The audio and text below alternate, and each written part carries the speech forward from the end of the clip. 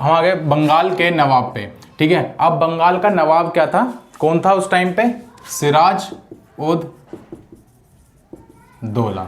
मैंने आपको बताया कि औरंगजेब तो मर चुका था और इसने क्या कर लेता, अथॉरिटी ले ली थी इस वाले पूरे रीजन की, ये किसी की बात नहीं सुनेगा, अपने अकॉर्डिंग चलाएगा चीजें। तो इसने क्या देखा कि भैया ये जो ब्रिटिशर्स है ना, ये जो ब्रिटिशर्स हैं वो क्या कर रहे हैं, टैक्स दे नहीं रहे।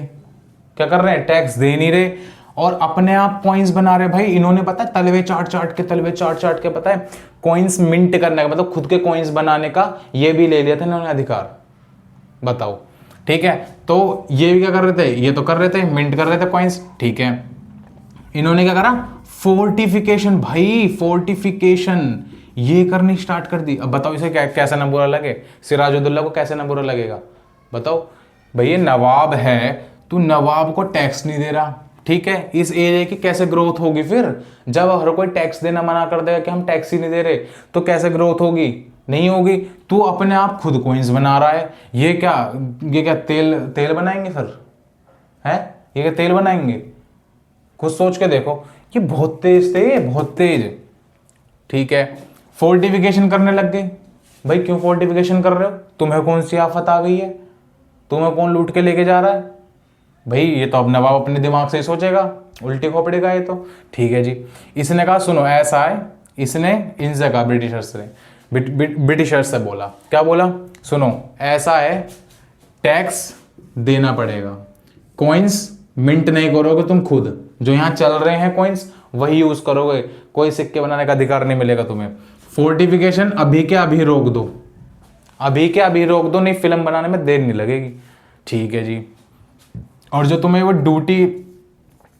ड्यूटी फ्री वाला जो दे रखा ना, ड्यूटी फ्री ट्रेड करोगे, इसने वो भी कर दे, ये भी कैंसिल कर दूंगा मैं, ये नहीं करोगे।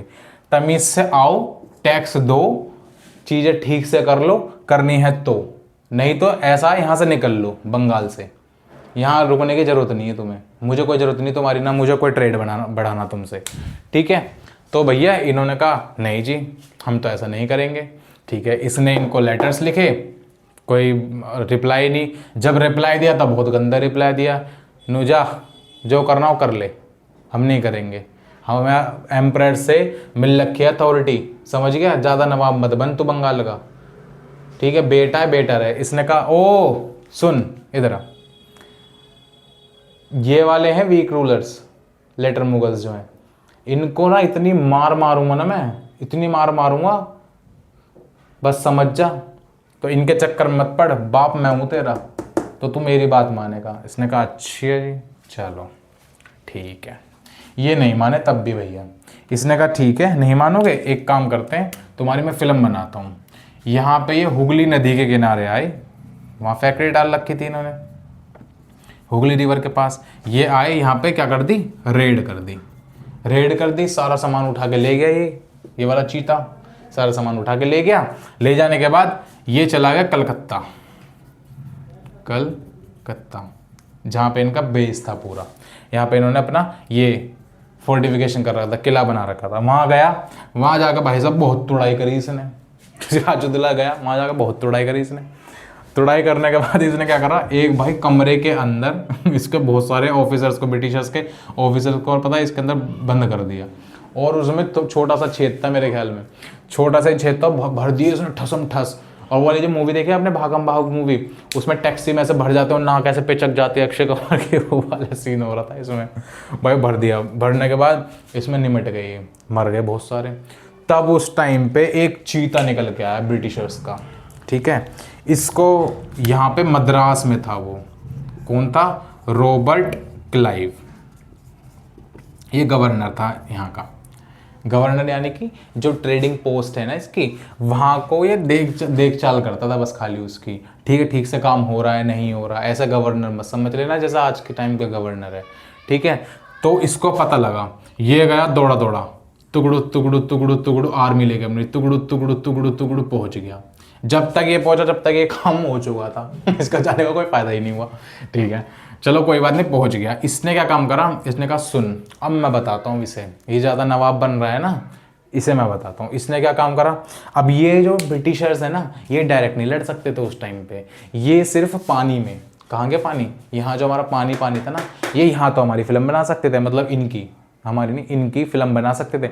लेकिन लैंड पे, जहाँ लैंड की बात करें वहाँ पे ये फिल्म नहीं बना सकते थे। क्यों? इनके पास आर्मी नहीं थी भाई, दूसरे देश से तो आए, इनके पास आर्मी नहीं थी। अब यहाँ पे फिल्म बनाने के लिए, लैंड पे फिल्म बनाने के लिए इनको क्या करना पड़ा, अपना इनडायरेक्ट हथियार निकालना पड़ा। कौन सा हथियार? जो इनके पास हमेशा से रहता है, कौन सा? Divide and rule. ठीक है जी। इन्होंने क्या काम करा, जो भाई साहब ये सिराजुद्दौला था ना, ये सिराजुद्दौला, इसका जो कमांडर था, मतलब आर्मी, इसकी जो आर्मी थी ना, आर्मी का जो कमांडर था उसका नाम था मीर जफर। क्या नाम था? मीर जफर।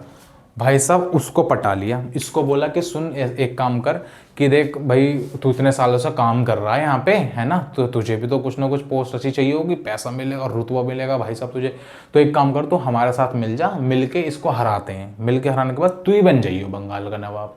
इन्होंने ये बोला, ठीक है। और इन्होंने ऐसा बोला, क्यों बोला? क्योंकि भाई इनके ट्रेड में दिक्कत आ रही थी, ये करने नहीं दे रहा था ड्यूटी फ्री ट्रेड, मिंट कौन को मिंट नहीं करने दे रहा था, फोर्टिफिकेशन नहीं करने दे रहा था। तो इन्हें एक ऐसा, अब हाँ एक क्वेश्चन पड़ता है, एक मिनट रुक जाओ, इन्हें क्या कहते हैं, एक ये क्वेश्चन पड़ता है कि चलो ठीक है, ये ऐसा कर रहा है, हेल्प कर रहा है, तो ये खुद ही क्यों नहीं बनने के लिए बोल रहा, ये खुद ही बन जाए बंगाल का नवाब? नहीं, ये चाहते थे कि हमें कोई रेस्पॉन्सिबिलिटी नहीं लेनी है, हमें सिर्फ क्या करना है, लूटना है, हमें सिर्फ ट्रेड करनी है। अभी तक इनका यही प्लान था कि हमें सिर्फ ट्रेड करनी है। तो इन्होंने बोला कि हमारा साथ दो, आप बन जाना, ठीक है, हमारा साथ दो, आप बन जाना बंगाल का नवाब। ओके ठीक है, बंगाल का नवाब बन जाना। इसने कहा ठीक है। और भाई हंसी की बात देखो, वो बताता हूँ, बहुत हंसी की बात है। ये गए देखो, ये प्लासी का मैदान था, ठीक है, ये क्या था? प्लासी का मैदान। ये वहाँ पहुँच गए, इन्हें कहा ठीक है मैं तुम्हारा साथ दूंगा। इसे पता नहीं था कुछ भी, इसे नहीं पता था कि ये इसके साथ मिल गया है नहीं मिला है, ठीक है भाई। मतलब बहुत सारे जो मेन मेन लीडर्स थे ना इसकी आर्मी में, सारों को क्या कर लिया था इसने, अपने तरफ खींच लिया था। तो ये प्लासी का एक मैदान था, प्लासी मतलब पलाश, पलाश इसका मतलब भी समझ लो, पलाश, पलाश मतलब पलाश का एक ट्री था जिसपे पौधा मान लो, ट्री मान लो, उस पर एक पलाश का पौधा निकलता था, रेड रेड कलर का फ्लावर है, ठीक है।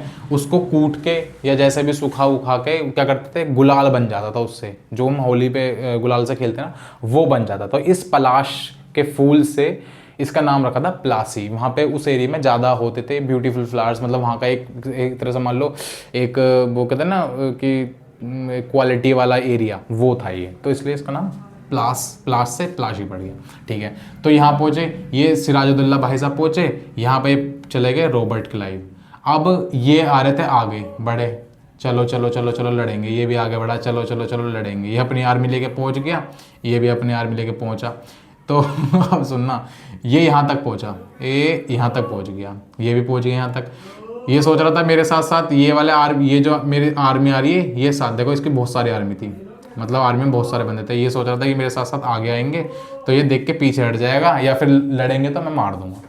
ये क्या हुआ, ये यहीं के यहीं रुक गए। ये यहीं के यहीं रुक गए, ये आगे गया, आगे जाके इन्होंने निपटा दिया, खत्म कर दिया, निपटा दिया भाई साहब। इसे भगा भगा के मारा भाई साहब, भगा भगा के, ठीक है। तो भगा भगा के मारने के बाद क्या हुआ, बंगाल का नया कौन बन गया नवाब, कौन बन गया, मीर जफर। भगा भगा के मारा था भाई इसको, मीर जफर बन गया। अब ये एक तरह का क्या था, एक तरह का नहीं, मतलब ये क्या था, पपेट रूलर। क्या था? पपेट रूलर, यानी कि कठपुतली वाला, जैसा ब्रिटिशर्स चाहेंगे वैसा ये करेगा, समझ गए, ठीक है। अब इनको पता क्या फ़ायदा हुआ इसको बैठाने के बाद, ये फ़ायदा हुआ कि ये इससे क्या करते थे, गिफ्ट लेते थे, टैक्स फ्री तो हो ही गया था उनका सारा कुछ, ठीक है। तो ये सारे काम करते थे बिना किसी रेस्पॉन्सिबिलिटी के, ओके। अपनी सारी प्रॉब्लम्स का हल कर लिया था। इन्होंने बोल दिया कि बंगाल में जितने भी अदर कंट्रीज़ के हैं ना, मतलब यूरोपियन कंट्री में अदर कंट्री जो है उनको निपटा दो, यहाँ से भगा दो, तो हम अपने आप ही सारा ट्रेड करेंगे। तो उसने भगा दिया।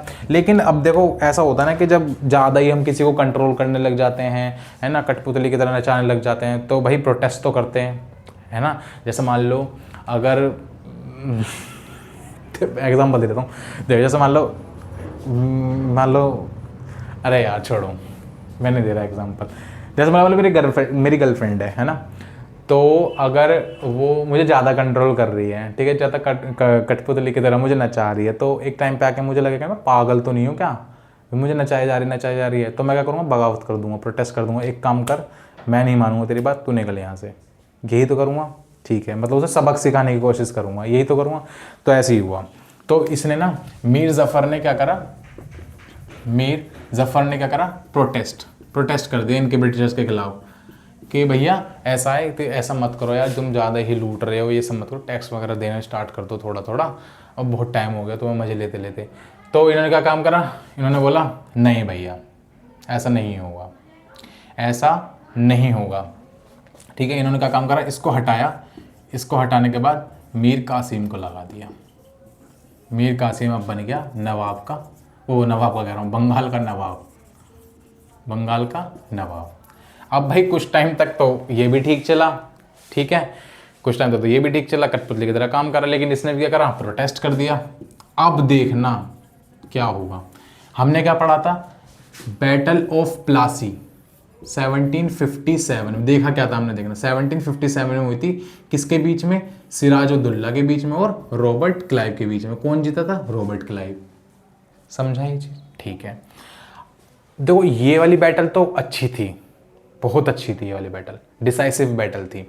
उसके बाद वो एक डिसाइसिव बैटल कौन सी है, ये वाली, ये इससे भी ज़्यादा इंपॉर्टेंट है। क्यों, क्योंकि देखो बैटल ऑफ प्लासी में इसने सिर्फ नवाब को हराया था, यानी कि बंगाल के नवाब को हराया था। अभी एम्परर बच रहा था, एम्परर जो था अभी बच रहा था, उसको नहीं हराया था। एम्परर समझ रहे हो, पूरे देश का बाप, ठीक है। इस वाली लड़ाई में जब ये देखो, इस वाली लड़ाई में battle of Buxar, battle of Buxar, इसमें क्या हुआ देखो, मीर कासिम ने प्रोटेस्ट करा, प्रोटेस्ट करने के बाद क्या करा, ब्रिटिशर्स ने इसको हटाने की कोशिश करी, तो ये भाग गया। भागने के बाद यहाँ पे अवध वाला रीजन है, एक अवध रीजन, क्या है, एक अवध रीजन, वहाँ का एक नवाब था, ठीक है, उसका नाम था सूजा उद्दौला, उसकी सूजी हुई थी ट्विन, सूजा उद्दौला, ठीक है, सूजा उद्दौला, यहाँ का नवाब था सूजा उद्दौला। और यहाँ पे ना एक भगोड़ा एम्परर था, उसका नाम था शाह आलम द्वितीय, मतलब सेकंड। तो ये क्या था, एम्परर था, जो लेटर मुगल्स में आ रहा था। शाह आलम द्वितीय कहता है मुगल एम्परर था, ठीक है। ये यहाँ पे इसकी शरण में आया था, अवध वाले नवाब की शरण में, मतलब कि मुझे बचा लो, कोर्ट पॉलिटिक्स, ध्यान करो, कोर्ट पॉलिटिक्स हो रही थी, उसको मारने के लिए कर रहे थे शाह आलम द्वितीय को, ठीक है, ठीक है। तो ये यहाँ पे आया, ये भी भगोड़ा यहाँ बैठा, और ये मीर कासिम आया, ये भी भाग के आया ब्रिटिशर से, ये भी बैठ गया। इन्होंने क्या करा, एक मेजोरिटी बनाई अपनी, एक ग्रुप बनाया। ग्रुप बनाने के बाद इन्होंने डिसाइड करा कि भाई हम ब्रिटिशर्स की फिल्म बनाएंगे तीनों मिलके। कौन कौन हो गए यहाँ पे बताओ, एक तो एम्परर हो गया, और एक अवध का नवाब हो गया जिसका नाम था सूजा उद्दौला, और एक ये वाला मीर कासिम हो गया। तो ये तीनों आए, इन्होंने बोला कि हम बैटल करेंगे ब्रिटिशर से, तो इन्होंने बैटल ऑफ बक्सर करी, ठीक है। बैटल ऑफ बक्सर किस किस के बीच में हो रही थी बताओ, यही आ गया था, ये ब्रिटिशर्स हो गए, और यहाँ पे कौन कौन था, ये सूजा उद्दौला अवध का नवाब, और बताओ मुगल एम्परर कौन था, शाह आलम द्वितीय, और ये मीर कासिम। अब ये लड़ रहे हैं आपस में, लड़ रहे हैं, कौन जीता, ब्रिटिशर जीते। अब एक बात बताओ, जब मैं किसी के बाप को ही हरा दूंगा, जब मैं किसी घर के, जैसे लड़के से लड़ाई हो रही है, मैं उसके बाप को ही हरा दूंगा, तो उसकी तो गर्दन खुद ही डाउन हो जाएगी मेरे सामने, हो जाएगी नहीं हो जाएगी, ठीक है। तो इस वाली बैटल में ये क्या हुई थी 1764 में, इस वाली बैटल में भाई ये इसने एम्परर को ही हरा दिया, एम्परर नवाब दोनों मिला के हरा दिया। अब ब्रिटिशर्स ऐसे करके फूल गए, ले भैया ऐसे करके देखियो, ऐसे करके ये ऐसे करके दिखाने लग गए, ठीक है, कि भैया अब तो हम पूरी इंडिया पे राज करेंगे, अब हम पूरी इंडिया पे राज करेंगे, ठीक है। इनके दिमाग में ये आ गई, ठीक है। ये वाली चीज़ मैं आपको नेक्स्ट पार्ट में बताऊंगा, अभी थोड़ा सा ये समझ लो कि देखो इन्होंने क्या करा, बैटल ऑफ बक्सर करी, बक्सर के बाद मैंने बताया आपको क्या हुआ, मीर कासिम से लड़ाई करी, मीर कासिम था, ठीक है, हटा के मीर कासिम को हटा के फिर दोबारा से मीर जफ़र को ले आए, ठीक है। बैटल ऑफ बक्सर होने के बाद फिर दोबारा से मीर जफ़र को इसका क्या क्या करता, बंगाल का नवाब बना दिया। ठीक, अब कुछ साल बाद ये मर गया, मतलब 1 साल बाद ही मर गया था, 1765 तक हो गया इसका, निमट गया ये। तो अब 1765 में इन्होंने क्या काम करा, बंगाल को डुअल गवर्नमेंट के साथ चलाने लगे। डुअल गवर्नमेंट, क्या बोल रहा हूँ मैं, डुअल गवर्नमेंट। देखो मैं क्या बोल रहा हूँ, हटा दूँ क्या इसको, हाँ हटा देता हूँ तब समझो। देखो बंगाल को भी डुअल गवर्नमेंट से चलाने लगे। कैसे कह रहे थे ये बंगाल, ठीक है, मैं कह रहा हूँ इसको डुअल गवर्नमेंट से चला रहा हूँ, डुअल गवर्नमेंट। पहले क्या होता था, देखो एक बार पहले का समझो। फिर जब मुगल, मतलब यहाँ पे ये नवाब चल रहे थे ना, तो क्या होता था इनके हाथ में, जैसे नवाब है ये नवाब, इसके हाथ में दोनों चीज़ें होती थी, जैसे कि रेवेन्यू वाला, रेवेन्यू कलेक्ट करेगा, यही मतलब सब ऑर्डिनेट करेंगे इसके कलेक्ट, बट अंडर में इसके रहेगा, ठीक। और एक निज़ामत, इसे बोलते थे निज़ामत, निज़ामत यानी कि लॉ एंड ऑर्डर, आर्मी वगैरह सारी चीज़ें किसके अंडर में होगी, मतलब कि नवाब जो था ये इस पूरे का ही हेड था, समझ गए। बट इसमें क्या करा इन्होंने कि अब क्या करा इन्होंने 1765 के बाद क्या करने लगे, डुअल गवर्नमेंट लेके आए। क्या लेके आए उसमें, डुअल गवर्नमेंट में क्या हुआ, 2 चीज़ों में डिवाइड कर दिया इन्होंने गवर्नमेंट को। किसमें, एक तो दीवानी में, ठीक है, दीवानी मतलब revenue, revenue collection, okay, revenue, और एक है निज़ामत। निज़ामत मतलब वही army, law and order, responsibility वाला जो था सीन, वो ये वाला, ठीक है। लिख दूँ आर्मी वगैरह, आर्मी, लॉ एंड ऑर्डर, ठीक है। इन्होंने क्या काम करा, ये वाला जो हिस्सा था ना, ये अपने अंडर में ले लिया, यानी कि ब्रिटिशर्स के अंडर में आ गया ये वाला हिस्सा, ये वाला डिपार्टमेंट। ये क्या करेंगे, रेवेन्यू कलेक्शन करेंगे, सब कुछ करेंगे अभी ये। और ये वाला किसके अंडर में रखा, ये जो नवाब जो क्या कहते हैं, इसका हेड बना दिया था, निज़ामत का हेड बना दिया था एक, ये इन्हीं में से, नवाब में से ही, ठीक है। तो ये इंडियन रूलर ही था एक तरह से, इंडियन रूलर मतलब इंडियन था ये निज़ामत वाला, ओके। तो कहने का मतलब क्या है, रेवेन्यू कलेक्शन किसके हाथ में है, ब्रिटिशर्स के हाथ में, और ये निज़ामत वाला रिस्पॉन्सिबिलिटी किसके दे दी, इंडियन रूलर के हाथ में।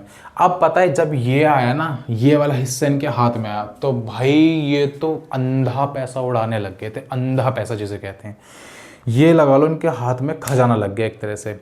कैसे खजाना लग गया, इसका एग्जाम्पल देता हूँ मैं आपको। एग्जाम्पल क्या है, पता है क्या होता था ये, अब तक 1757 तक बैटल ऑफ प्लासी हुई थी। 1757 तक ही क्या कर रहे थे, अपने ब्रिटेन से क्या लेके आ रहे थे, गोल्ड, सिल्वर, ठीक है, ये सब लेके आते थे और हमारी कमोडिटी खरीदते थे, यानी कि ये सिल्क, कॉटन एंड एसेट्रा, ये सब ये लेके आते थे, इनको देते थे, जो बेचते थे उनको, ठीक है, उनको देते थे और यहाँ से सिल्क वगैरह लेके जाते। तो हमारे लिए तो अच्छा ही था, हमारे यहाँ पे गोल्ड आ रहा है, सिल्वर आ रहा है, ये सारी चीज़ें आ रही हैं।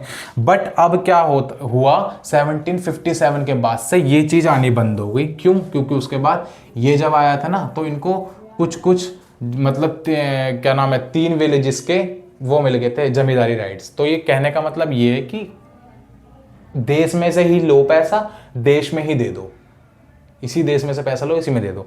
और भैया पता है 1764 मतलब बक्सर के बाद क्या हुआ, ये पूरा का पूरा इनके अंडर में आ गया। तो अब क्या था, ये गोल्ड सिल्वर आना बंद हो गया। अब ये क्या कर रहे थे, यहीं का रेवेन्यू निकाल के और इसी से चीज़ें खरीद के, मतलब यही सारा काम हो रहा था, इसी से चीज़ें खरीद रहे थे। कहने का मतलब है ये गोल्ड सिल्वर अब लाने की जरूरत नहीं पड़ रही थी, इतना लूट लिया था इन्होंने। और भाई साहब इतना तगड़े तरीके से लूटा ना, बहुत ही तगड़े तरीके से।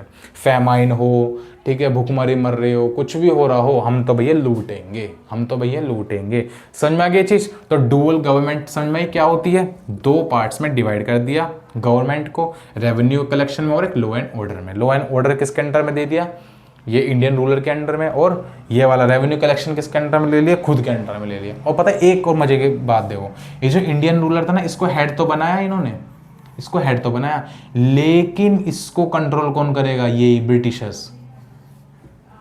बस ये खाली दिखाने का था, ये इसलिए दिखाने बिठा दिया कि जो जनता है, पॉपुलेशन जो है यहाँ के, पीपल्स जो है यहाँ के, ये ना सोचें कि भैया ये दूसरी कंट्री के आए हैं लोग, आके हमें ही सिखा रहे हैं कि कैसे रहना है, कैसे नहीं रहना, कि हम बगावत हो जाएगी, फिर प्रोटेस्ट करने लग जाएगी पीपल, प्रोटेस्ट करेंगे पीपल, हमें भागना पड़ जाएगा दो मिला के यहाँ से। तो इसलिए यहाँ का हेड इसको ही रखो, हम इनडायरेक्ट कंट्रोल कर लेंगे। समझ रहे हो, यही बंदा इसको इलेक्ट करता था, यही चुन के इसको डालता था यहाँ पे कि कौन वफादार है हमारा, वो। समझ गए चीज़। तो नेक्स्ट वीडियो लाऊंगा मैं इसके आगे की। और कैसे कैसे हुआ, क्योंकि अभी तक तो पढ़ा ट्रेड हुआ, थोड़ी थोड़ी चीज़ें हाथ में आई, फिर पढ़ेंगे हम subsidiary Alliance, doctrine of labs क्या है, ये सारी चीज़ें पढ़ेंगे नेक्स्ट वीडियो में, नेक्स्ट पार्ट लेके आऊँगा मैं इसका, ठीक है। सो आपको अगर वीडियो पसंद आई हो तो प्लीज़ लाइक करो, सब्सक्राइब करो, शेयर करना ना भूलें। ओके।